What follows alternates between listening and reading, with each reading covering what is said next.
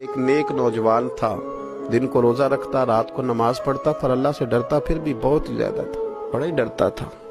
मौत का वक्त आया तो माँ ही थी बस उसकी, तो माँ से कहने लगा, अम्मा तू मेरी माँ है, मेरे साथ 3 वादे तो कर। उसने कहा, पुत्र तू बता, आखिरी हिजकी ले रहा है और इस गरीबनी माँ से तू वादा ले रहा है, बता क्या वादा। अर्ज करने लगा, अम्मा जब मैं मर जाऊं ना तो मेरे गले में रस्सी डाल के तो मुझे घुमाना घर के सहन में, और लोगों को कहना जो रब की नाफरमानी करे उसका यही हाल होता है। ये ऐलान करना जो अल्लाह के नाफरमान हो उनका यही अशर किया जाना चाहिए। और अम्मा फिर दूसरा वादा कर, मेरा रात को जनाजा उठाया जाए, मैं नहीं चाहता कि किसी के मुंह से ये लफ्ज निकल जाए कि वो देखो अल्लाह का नाफरमान जा रहा है, रात को मेरा जनाजा उठाना। और अम्मा तीसरा मेरे साथ वादा कर कि लोग मुझे दफन करके आ जाएंगे तो तू मेरी कब्र पे चली जाएगी।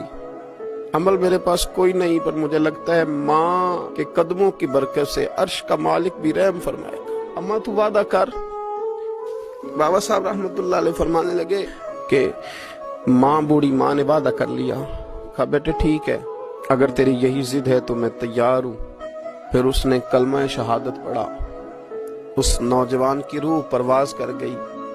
बूढ़ी माँ ने रस्सी मंगाई तो वाली मन खाफ मकाम रब्बिही जन्नतान, जो डर जाए, उसने तो कहा था ना कि रस्सी डाल के घुमाना और कहना ये अल्लाह का नाफरमान है, इसका यही असर होना चाहिए था।